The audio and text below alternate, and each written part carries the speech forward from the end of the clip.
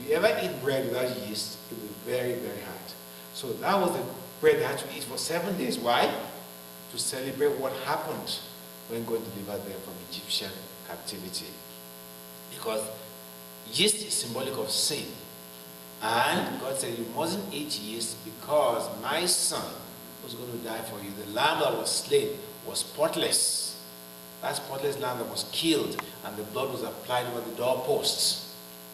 That spotless lamb symbolized our Lord Jesus Christ, who was sinless. So yeast symbolized sin, and God said, you mustn't eat yeast for 7 days to celebrate how I saved you with the blood, the spotless blood of my son from slavery.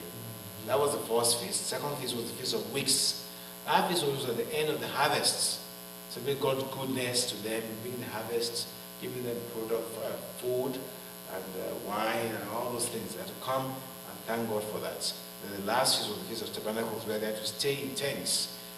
They made tents with plants, with palm trees, and they stayed there for 7 days. And see the last thing it said, they shall not appear before the Lord empty. What's God telling you and I? No matter your situation, you must never come to him without anything to give God. Remember the woman, the widow woman, who Jesus noticed as the people are bringing their offerings in the temple, and Jesus, that woman brought a mite, 2 pence, which is the smallest denomination, but just like bringing 1 penny. And what Jesus said? Jesus said, this woman has brought more than the rest, because she gave all she had. If you were that woman, would you have given every penny you had to God, the temple? I'm sure most of us won't do it. But that woman did it.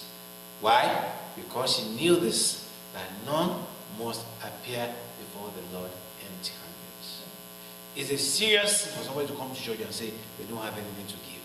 No, you must never ever do that. If you do that, you're being a curse upon yourself.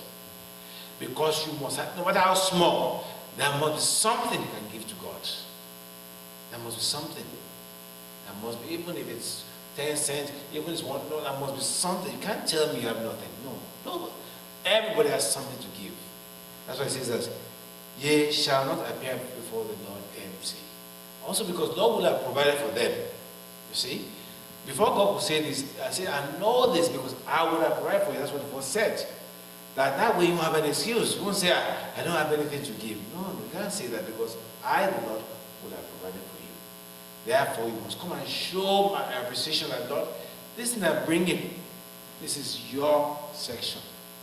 You are the one that gave it to me. That's why the Lord asks us to pay our tithes and our offerings. It's just to acknowledge that it's a source. It's not that God needs our money. No. It's to show him that he is a provider. And so the Israelites want to bring some produce from their farms, some cattle. To say, Lord, we know all this comes from you. I'm just giving you this to appreciate you for what you have done. So every man shall give as he is able, according to the blessing of the Lord thy God, which he hath given thee. Very important points. You shall give according to how the Lord hath blessed you. If the Lord has blessed you to have maybe $100,000, and you bring $10 before God, that's a disgrace, that's a curse. And if God has given you maybe $500 and you bring maybe $100 or $50, God appreciates that. So according to how God has blessed you. So you will know how God has blessed you. He's giving you a job, he's giving you this, giving you that. You say, God, all these things, I can't give you a small amount of offering. No. I have to give you something. Look at Solomon. I look at Solomon. Remember Solomon gave 1,000 burnt offerings? And even when David died, the amount of wealth David left for the building temple, it was so much. He gave everything. He gave so much. In fact, there was a time in the Bible where they had to stop people from bringing, when they were building the tabernacle in the wilderness. They had to stop the people from bringing more because they had more than enough. That's the kind of people God wants us to be. To give more than enough to him. You see, don't be mercenary with God. You know, King Solomon gave 1,000 burnt offerings, and God appeared to him and made him be richest man in the world up till today. So if you want a big offering, big blessing, you must give a big seed to God. We're going to talk about that later as well. And so every man shall give as is able to give. So no excuse. You go to the cinema house, or you go to watch a football match, you pay $70 to buy $70 tickets. And then you come to church, you put $1 in the offering plates. So who's your God? Is that football match you want to watch? It's not God, Jehovah. You know, you go and buy clothes for a family occasion, you spend $1,000 and you bring $20 to church. I says, who's your God? Or spend license of money or give somebody that, well, you can't give it to God. No. God is your source. All that money you're giving to people is from God. And He has a priority on everything you give. So if you're going to give anybody anything, God is number one. Then the others come second. But most of us, our priorities are wrong. We like to show off. So we do things for people that will say, oh, look how big offering is given and all this stuff. Instead of doing it to God. So going on to in the same message, let's see what Apostle Paul has written about this giving. Second book of Corinthians, chapter 9, starting from verse 6. And Apostle Paul is writing to the church in Corinth here. This church was made of Italians. They were not originally Jews. I said, but this I say, he who sows sparingly shall reap sparingly, and he who sows bountifully shall also reap bountifully. Let's go to Proverbs 11:24, Ecclesiastes 11:1 and 6, Galatians 6, 7 and 9. I have many passages to read on this, and it's a very important principle. Okay, Proverbs 11:24. Everybody must read. Ecclesiastes 11:1 and 6. Galatians 6, 7 and 9.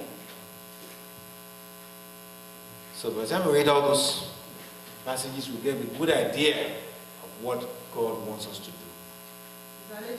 Galatians 6, 7 and 9. Hallelujah. Hallelujah. Galatians 6, 7 and 9. Do not be deceived. Yes. God is not mocked. For whatever a man sows, yes, that he will also reap. That is it. Go on. 9. And let us not grow weary while doing good. Yes. For in due season, yes, we shall reap if we do not lose heart. That is it. In due season we shall reap if we don't give up, if we don't lose hearts. So God is telling us something. If you want a big harvest, you have to sow a big seed. You can also sow a small seed and be praying for a big harvest. You're only fooling yourself. It won't happen. Okay, the next reading. Proverbs 11:24. Who's next? Yeah, you can read it next. There. Okay, we can Ecclesiastes 11:1 and 6, or Luke 6:38. Go on, yeah. Ecclesiastes 11:1 and 6. Yes. Cast your bread on the surface of the water, for you find it after many days.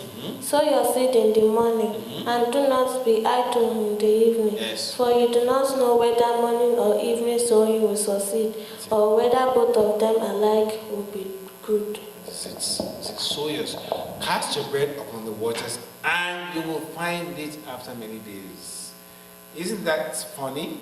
That you can cast your bread on the sea or the river, and it says you will find it after many days. See? Why? Because it's going to come back to you. You are sowing, and you're going to get a harvest. That's what it's referring to there. Sow in the morning, sow in the afternoon. You know, the day I realized that God likes an offering is one day I had a message that one of the ministers of God. It was just before I went to bed. I was just listening to the tape, and this person was talking about sowing and reaping. And so in the night, God came and spoke to me. God said, take me an offering tomorrow, because tomorrow was Sunday. I had it very clearly. Take me an offering. When God says that, it means that He wants to bless the people, and He wants to test them whether they will trust Him with that offering. And so the next day when I came to church, I told the people that God said to take him